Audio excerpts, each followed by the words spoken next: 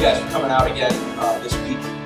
For those that weren't here last week, we started a sermon series. It's called Converge Rated R. We're Converge and we're Rated R. We're in the movie theater, Rated R. For some people that have gone to church for a long time, they would say meeting in the theater was something that was wrong to do. I remember I remember some of the churches that I've heard about and some of the strict rules and policies that they used to have, that if they caught you going to a movie, you were extradited from the church. You weren't allowed to be there anymore. You basically, like the Catholic Church used to give out papal bowls, you got a papal bowl and you were unclean, unholy. And I thank God that we're not in that day and age still. There are still some organizations, some religious organizations that are still like that, but I thank God that that's not the kind of religious organization I'm part of today. Last week we talked about religion, and we talked about how religion is something that I hate, and something that God hates too. It's not about the religion that the world has, but it's something different. It was more about love and a relationship with God. And today we're going to be talking about restrictions. And I want to remind you this morning that God has placed eternity in the hearts of men. It says that in Ecclesiastes 3:11 that He's made everything beautiful in its time. He's also set eternity in the human heart, yet no one can fathom what God has done from beginning to end. You see, this void was set that God, who is eternal, put Himself in us by breathing His breath into us. In the garden with Adam and Eve, God breathed His breath into Adam and Eve and started this need for us to figure out what lies beyond, for us to figure out what is this world all about, what is this life all about. God placed Himself into man, His Spirit. God is eternal, and that's why we have this bent, this pull towards something more than we are. God created you with an aptitude, a curiosity, with a bent, a leaning towards something more than yourself. That missing feeling, where we look for purpose, for meaning in all the day-to-day things that quench this emptiness. Let me tell you today, remind you again of this, that as you are searching, God has an extraordinary destiny for your life. I have no doubt about it. God has an extraordinary destiny for your life. And today my prayer is that as we read His Word and as we study what His Word says about restrictions, that you start to meet that extraordinary destiny that He has for you. If you're here today and you're wondering about this whole restriction thing within religion, it's one of those things that people are looking at when they come through the doors of a church. They're looking to find out, what is it that I am not allowed to do? It is kind of the underlying current that people don't want to admit, but they want to know, what is it that I'm not allowed to do? Because if I'm not allowed to do it, am I willing to give that up in my life in order to pursue the religion or the relationship that you're telling me that I have the opportunity to pursue? Many come looking to see about all this religious stuff, and if there's anything real behind it. They also come looking to see what they can and cannot do. What is permitted? What is restricted? What's against the rules? Let us come to this point this morning. Sin. Sin is a disease. It affects you to the very core of your being. It is a disease that everyone has, but not everyone knows that they have. It's kind of like not knowing that you have cancer, but it's there. You just don't feel right, but you don't know what it is, and you don't really want to know what it is. And so you avoid finding out any more about it and avoid the test to find out if it's something that you have.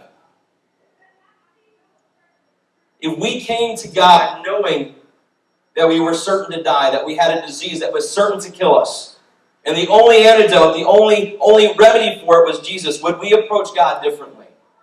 If we knew that there was something within us that was going to kill us, some disease that was going to kill us, and the only antidote that we could have was Jesus that would cure that, would we approach God differently? However, many still come at it to Him as if His sole purpose in our lives was to destroy us, to take away all of our fun, to make us into mindless robots so everybody acts and sounds and looks alike. And I don't know if you look around here, I don't think any of us look alike. Anybody wearing this nice blue flannel today? You got a blue flannel on that's slightly different. So nobody here looks exactly alike. Nobody here sounds exactly alike. Some people are having some issues with alcohol. Sorry, I did just an inside joke there. But But we don't all look alike. We don't all sound alike. God's not intent on making us mindless robots who just follow Him at a whim.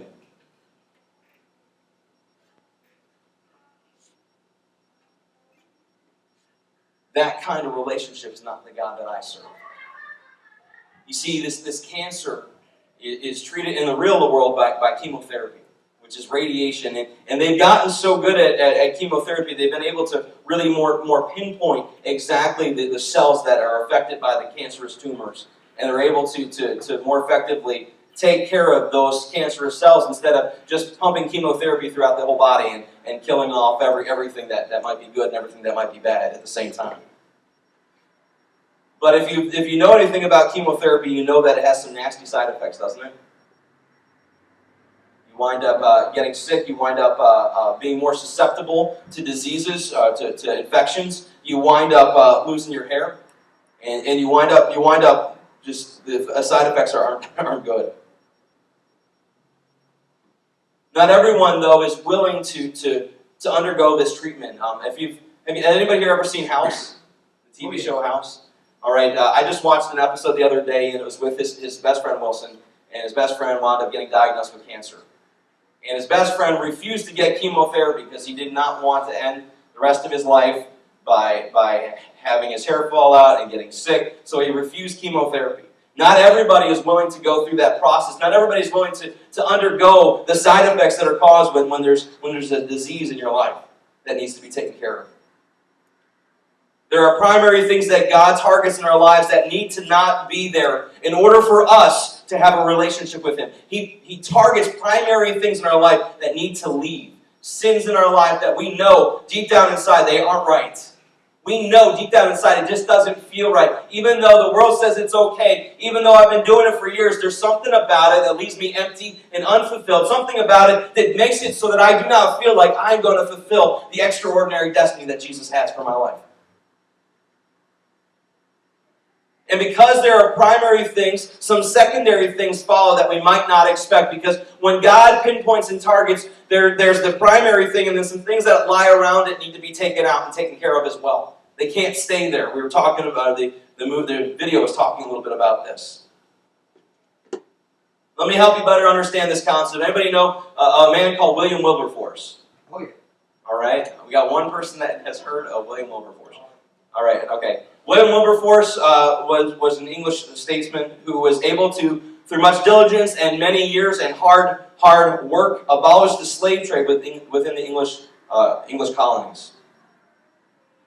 And it was done by one simple act, by not allowing these slave ships to fly a flag that pretended that they were something else than what they were. One simple thing was what brought the slave trade down to its knees. It wasn't all the fighting and arguing about how people have rights. It was one thing, a flag, is what ended slavery because he was able to pass that within law. The slave trade ships would not then be able to be able to protect their cargo from pirates that were wanting to raid them at the time. And because of this man's passion in a flag becoming illegal to fly, one of the largest slave trade nations ceased to trade slaves. There was a change within the lives of the people because of one person's hard work and diligence and because of one thing, a flag. And in our lives, there is a change that comes in there when Jesus comes in and starts to remove sin. Maybe it's just a little something, maybe it's something huge, but when God comes in and He removes it, He takes it out and your life changes drastically for the rest of it.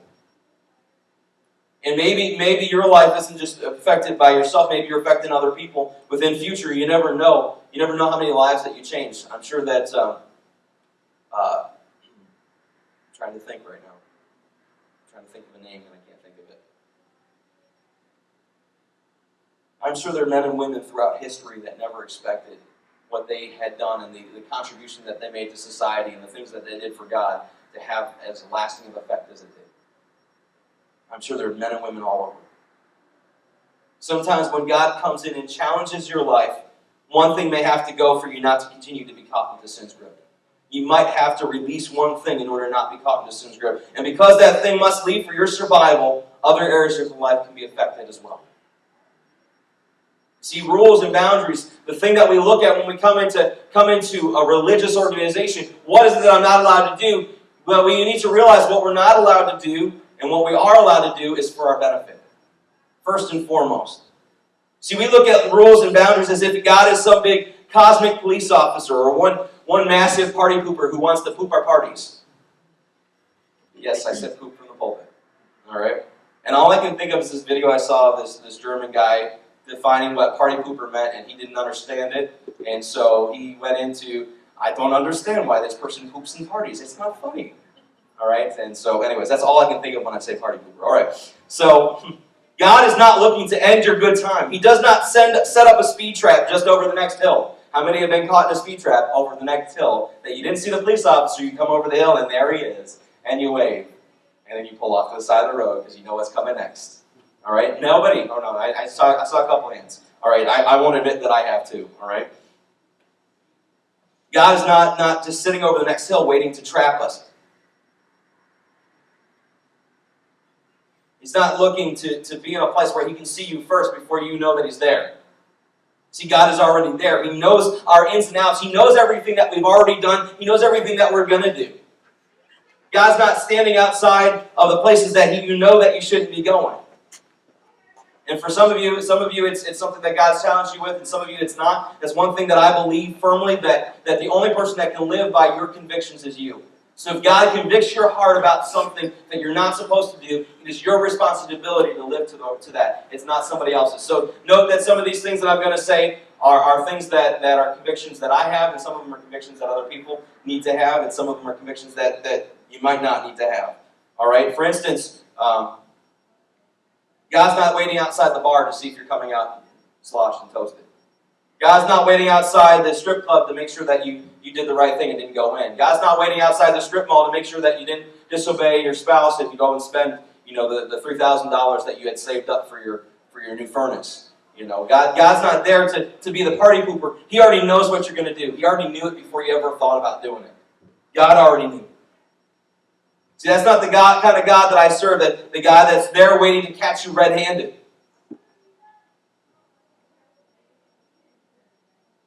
He's not waiting to catch you in the act, because you were already in the act when he called you. You were already doing these things when he called you. He knew who you were, and he called you just as you were.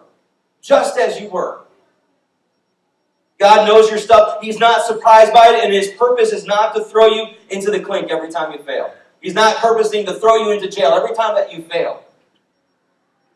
See, I believe that God is more about what you can do than what you can't do. I believe that God's more about what you can do than what you can't do. The Ten Commandments. I had a nice picture that I was going to show for you guys today, and for some reason when I looked at the slideshow right before I came up here, the picture deleted off the slideshow.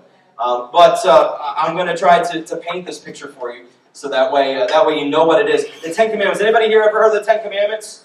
Anybody here never heard of the Ten Commandments?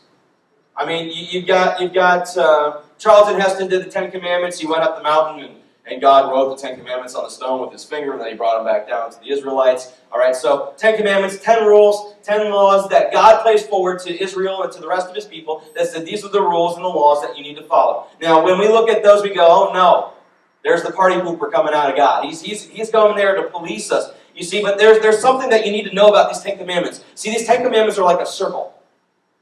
They're like a circle. So there's 10 Commandments around this circle, and inside the middle of that circle is God.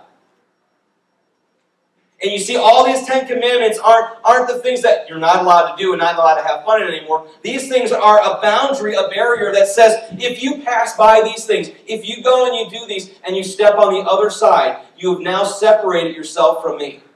Because I'm here in the middle. I'm here in the middle, but now you're outside of that perimeter that I set up. There's rules, there's regulations that I've set up because I don't want you to falter or to fail. I'm going to read a couple passages of Scripture first. Deuteronomy 6, 4 through 9. It says this, Hear, O Israel, the Lord our God, the Lord is one. Love the Lord your God with all your heart, and with all your soul, and with all your strength. These commandments that I give you today are to be on your hearts. Impress them on your children. Talk about them when you sit at home, and when you walk along the road. Make them something that's at the forefront of your mind. Not something that you push off to the side and don't think about. When you lie down and when you get up, tie them as symbols on your hands and bind them on your foreheads. Write them on the door frames of your houses and on your gates. What's the reason to do all that? The reason for doing all that is so that it's in your mind that you know what the boundaries are. Because if you don't know what boundaries there are, you're going to pass them all the time.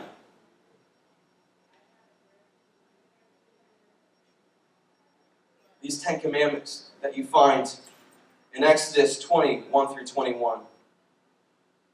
These 10 commandments that talk about having no other gods before me. Not making yourself any graven image or any image.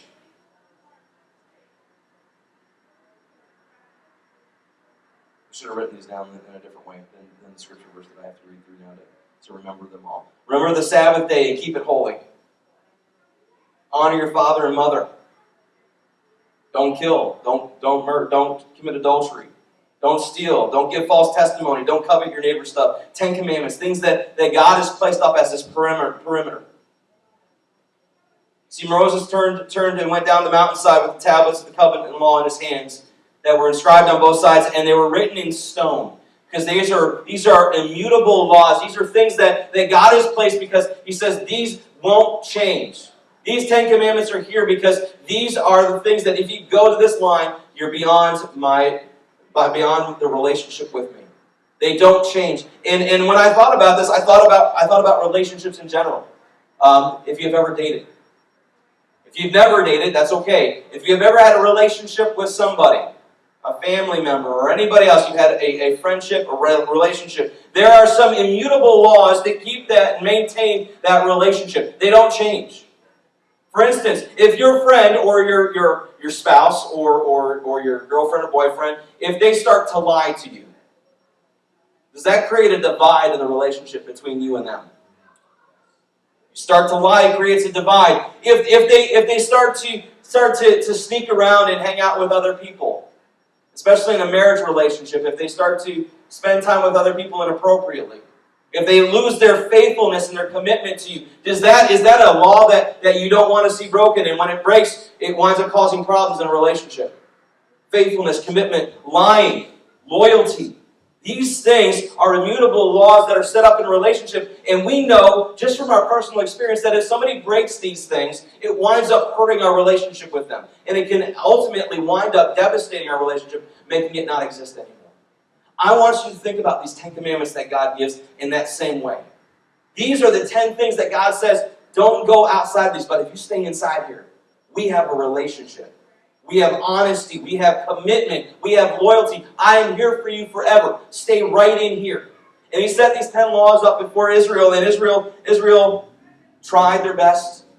And then what happened is God laid out 613 more kind of rules and regulations that went along with these 10 laws. And then what happened is, as time went by, the Pharisees and the Sadducees kind of stepped in.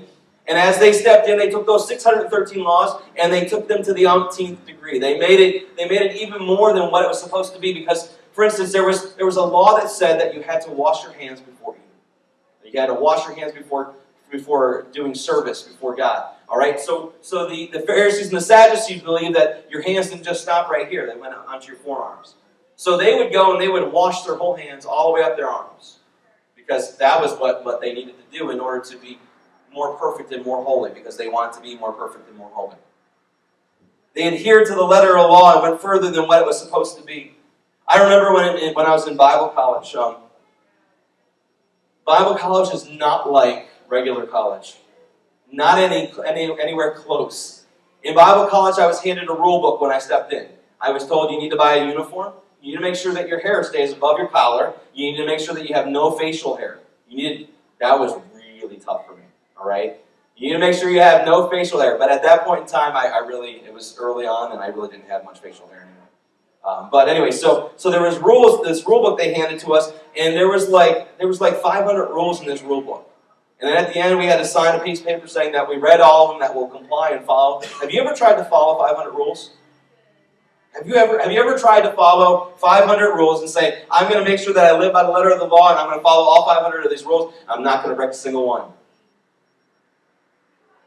I know they screwed up in the rule book one year, and they wrote, you will not wear any bananas. So I stuck to the letter of the law that year. I did not wear any bananas the entire year. They meant to say bandanas, they just didn't have somebody spell check things for them. So this rule book was there, and as I went my first year, they kind of stuck to the rule book a little bit. They were a little loosey goosey, and then as I went my second and third year, they really got loose on it, and they didn't really stick to the rule book. And then my fourth year came, and they hired an 82-year-old man who came in and decided to make every person who lived in that dormitory's life miserable. I wanted to say something else, but miserable. They made it miserable because what he did is he took that rule book and he followed it by the letter of the law, to a point where somebody got up in the middle of the night because they had to use the facilities, and they got what we call dormed, which means that they were only allowed to go from their dorm room to their classes to lunch and then back to the dorm room, and they weren't allowed to go anywhere else. And they got dormed because they went and used the bathroom in the middle of the night. That is sticking to the letter of the law. That's going way beyond what you should do. All right, and that's what these Pharisees and Sadducees did. Now I'm gonna give you guys another mental image here. All right, and then this one is for those of you who are fathers who have daughters. All right, and if you don't have a daughter, I want you to stick with me and imagine this. I have 3 beautiful little girls. 3 beautiful little girls. I dread the day that they start dating. And I may not dread it for my sake as much as I dread it for the sake of the person who comes to date them. I have thought long and hard about what is it that I'm going to do when my kids start dating. How is it that I'm going to treat these young men, Lord willing they're young men, that come into my house to date my daughter. Or date, if I got 3 guys coming in, they date all my daughters, all right?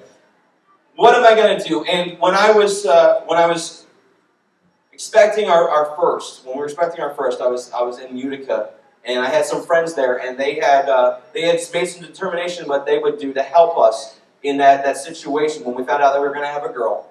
They determined one individual went into the military, and he flew on Black Hawk helicopters, wanted to learn how to be a sniper. That was his ultimate goal. And so this young man said, you know what I'll do? He goes, I'll set up right by your house, and what we'll do is we'll drill a hole right by the doorbell and put a little firecracker in there with a little charge that'll set off. And what I'll do is when the guy comes up, we'll set that charge off, and I'll yell, that was a warning shot. And then 2 other guys said, yeah, and we'll dress up like ninjas, and we'll jump off your roof right in front of this kid, and we'll see what he does at that point in time. All right? And then what I determined is if this young man comes into my house, all right, I will be going over to the mantle of my fireplace, which I don't have yet, but I will build by the time they're old enough to date. I will have a mantle, a fireplace, and a gun over top of it.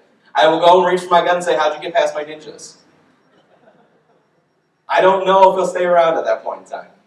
But like I said, I did some research in this whole process, and I saw this whole rule book for dating my daughter. I saw this whole thing on application for dating my daughter, which was some really cool things. Like this application may take up to 14 years to process. So there's some cool things, but I like the whole ninjas and sniper. I think that one's going to work, and it's going to keep these guys away. See, a father's goal for this would-be Prince Charming is for the would-be Prince Charming to be as far away as possible. You know how the story goes, all right? It goes, once upon a time in a land far, far, far away. And that's where the Prince Charming needs to be, in a land far, far, far away from my daughters, all right? So a father is trying to figure out how to handle this would-be Prince Charming, to try to keep Prince Charming on the pages of the storybook, as opposed to in their home. And there's reasons why a father thinks this way, because he wants to make sure that his child does not lose their innocence with this young person. He wants to make sure that this child keeps its innocence. He wants to make sure that this child continues to trust people. Because he knows, fathers know what guys think. If you're a guy, you know what a guy thinks. That's the way it works. All right? And a lot of girls know what guys think too. And so I'm thinking about that when I'm thinking about a guy coming to date my daughter. I'm thinking about what guys think, and I'm thinking, that ain't happening. That ain't happening here.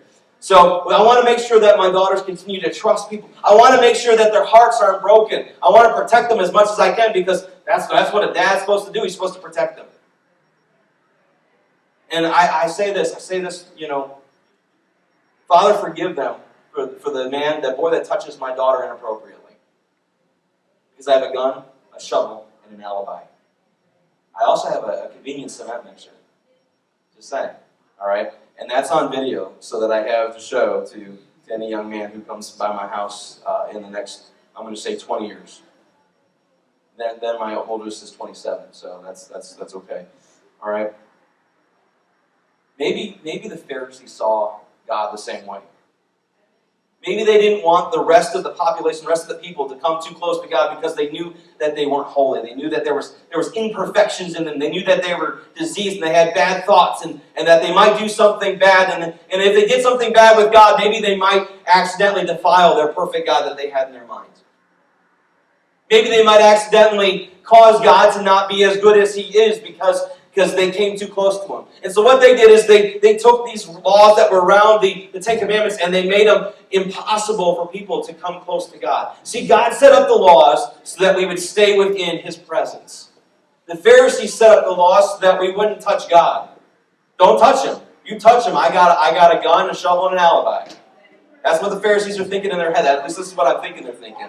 All right? So they set up these barriers and these rules to keep people as far away from God as possible. But God wanted them near. The Ten Commandments were not to keep people away from God, but to keep people near God. Jesus follows along suit.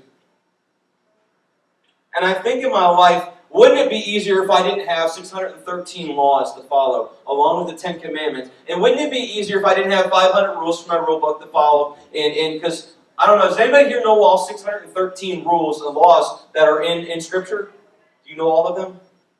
Shame on you guys. Shame on you. How do you know if you broke one? Has anybody eaten bacon lately?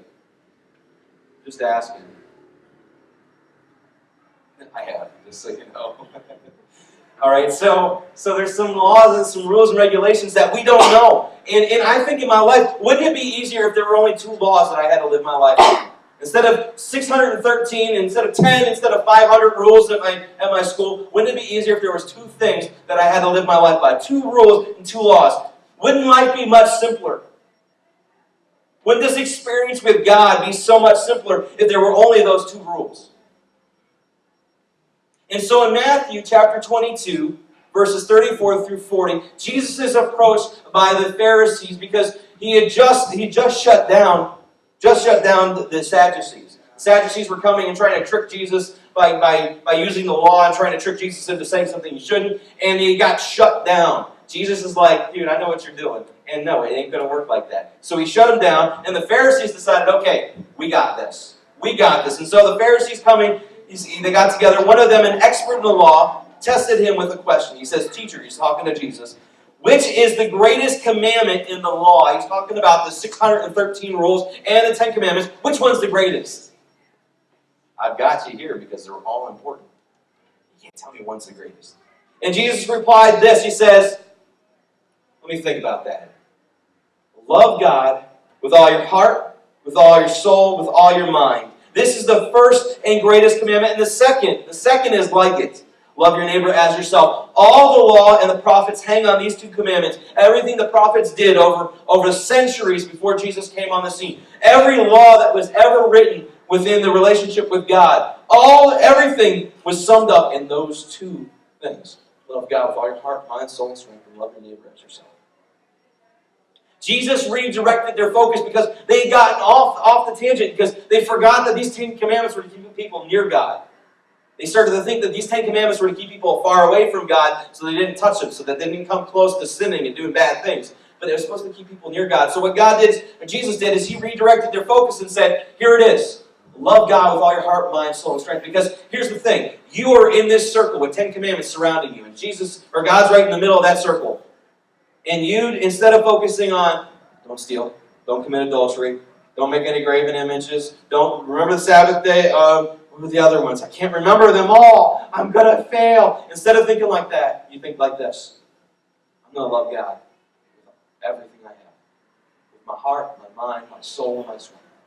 I'm going to look to Him. I'm going to love Him with everything I have. Because here's the funny thing. When you change your focus from all the 10 commandments, you start focusing on God, everything else falls in line. Because the closer you are to God, the further you are away from those things that you shouldn't be doing. So those rules and regulations, those restrictions that we're talking about are boundaries for relationship. There are boundaries to keep you in line in that relationship so that way you're not separating yourself from God. And so my goal is to not give you 10 things or 613 things today that says these are the things that you're not allowed to do. But I'm going to give you 2 things that you are. Love God with all your heart, mind, soul, and strength, and love your neighbor as yourself. That is what we're about. That is what this religion is about. That is what I'm all about, is loving God with everything I have and loving the people that surround me with everything I have as well. Giving all of me for that love. Jesus helped to take their eyes off of the letter of the law and redirected it to the heart of the law. Took it off the letter and redirected it to the heart. The heart was love. Our love towards God and our love towards others. Love is supposed to be the motivation for the things that we do. Like we talked about when we took offering. You see, we talked about when we love somebody, we want to do something for them. Has anybody here ever bought flowers for somebody? All right. Has anybody done something like, you want to show your parents that you love them, so you cleaned up and you did the dishes? Maybe? All right. All right, so think about that. When you love somebody, you want to do something for them, whether it's giving, whether it's spending time with them, whether it's giving them words of encouragement. For instance, there are hundreds and hundreds of psalms that are written that talk about loving God and talk about how good God is and the things that God does. There's a psalm that says, the Lord is good; His steadfast love endures forever. And it repeats it over and over and over again. See, that's words of affirmation saying how good God is. And these are things that we can do. If we do great things for many people and do great things for the kingdom of God, but we don't do it out of love, if we don't do it because we love somebody and we love God and we want to do it for Him, if we do it out of a sense of obligation, like many people do when they give their tithes and offerings to God, they do it out of a sense of obligation. Well, I better do this because people are watching. I better do this because it's the right thing to do. Well, the right thing to do is the God thing to do, just so you know. The right thing to do is the God thing to do. I want you to keep that in mind because you will be hearing that like 15 million times from this pulpit. The right thing to do is the God thing to do. All right, so it may be the right thing, but we don't want you to do it out of a heart that says, I'm obliged to do it, I got to do it because that's what I've got to do. We want you to do it because you love God and you want to do it for Him. These things are because you love God. And if you do these things, all these great things, and you don't have love in your heart, then the Bible says you're only a resounding gong or a clanging cymbal, which is just obnoxious noise. All right? It's a resounding gong and a clanging cymbal with no beat, no rhythm. All right? There's nothing else backing it up. There's no guitar. There's no bass. Like today, there was no bass, but we're going to work on that, just so you guys know. All right? But this resounding gong, this clanging cymbal, that's what it is without love. How is love a motivator? How do we do things out of love? The answer should be simple. When you love someone, how do you react? What is that you say to them? What is it that you do for them? Now, the whole flower thing, like I asked you guys, have you ever bought flowers? All right, I want to make sure I reiterate this. Have you ever bought flowers not because you were in trouble and trying to dig yourself out of it? I just want to make sure. You bought flowers because you're like, I'm just thinking about you and I want to send you something sweet, just like you are. Right? All right, if you haven't, I just want to give you a clue. That's probably the way you should do it. All right? Because if you try to dig yourself out of a hole with the flowers, they'll just use it when they throw the dirt back on top of you and mark the grave. All right? So just keep that in mind. Keep that in mind. I've never had the flowers thrown back in my face yet. I usually pick them from the garden because it's cheaper. I'm sorry, it's not. I'm just playing. The Bible is full of people trying to show their love towards God. And there are also occasions of people trying to show their love to each other throughout Scripture. People who wrote many poems of praise. Not like, oh God, you are great, let me count the ways. 1,000. 1,000. 3, not like that. Not like roses are red and violets are blue. My God is big and He's pretty cool. No, that's not what I'm talking about. I'm not talking about things like that. But like I said, with His steadfast love that endures forever. Throughout the Psalms, people like David and Moses and Solomon wrote songs declaring how big God was and how big God was in all of their situations. They praised him with lines like, "You are good, and your steadfast love endures forever." They praised him with everything that they had. They affirmed words of affirmation. They did things for him. They built temples and sacrificed for God. People gave with everything they had to build and repair the place that they had made for God in their lives, the temple and the tabernacle within Scripture. They sacrificed. They gave up to give something of themselves to God. You see, this whole thing about restriction in religion, it's not as much about what we can't do, but what we can. Jesus redirected them to the center of the Ten Commandments.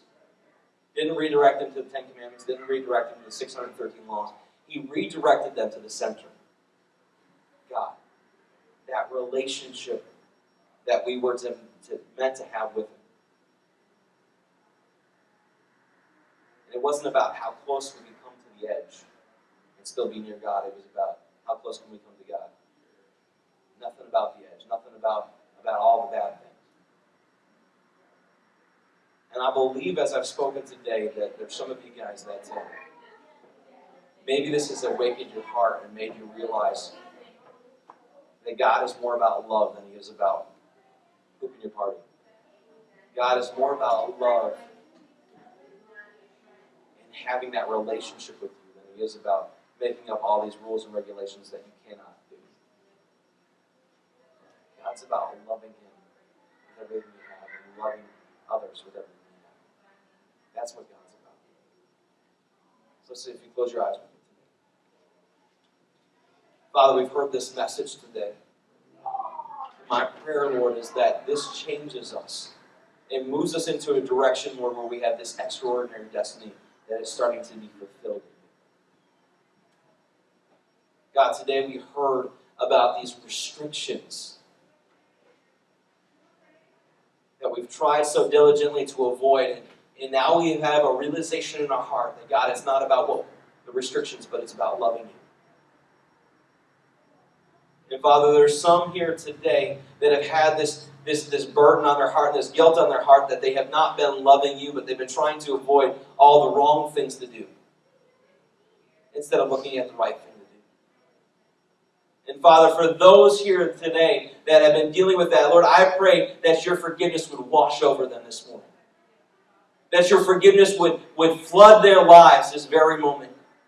And they would see You for who You are, a God that loves, and a God that draws us in love into Himself.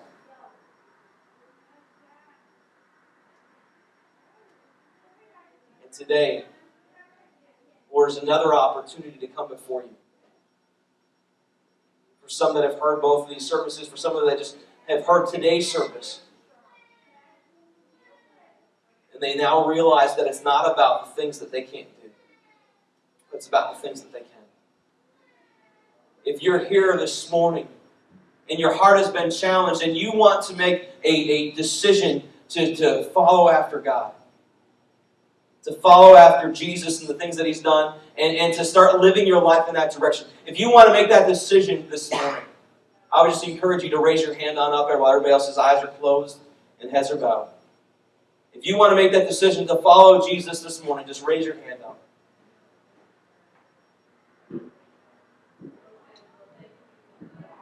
I believe that God is still working on hearts. And that God will continue to take this message and He'll continue to challenge you as you go through this week. He'll challenge you with more than you ever expected. But His ultimate goal is to bring you close to Him, not to push you away. His ultimate goal is to take away that disease called sin and to pinpoint it and to remove it from your life so that you can be free. Father, I pray for freedom in this place today. That as people leave this sanctuary, Lord, yes, it may be a theater, but this sanctuary today, as they leave this place, that they would find freedom in You. God, would You be praised and glorified in our lives, in everything that we say, and everything that we do. In Jesus' precious name we pray. Amen. I want to thank you all for coming out. Next week, we have our last part of our series, or relationship. So religion, restriction, or relationship. And I think by now you kind of get the idea that That's what it's all about. And so I'd love to see you guys next week. Invite your friends.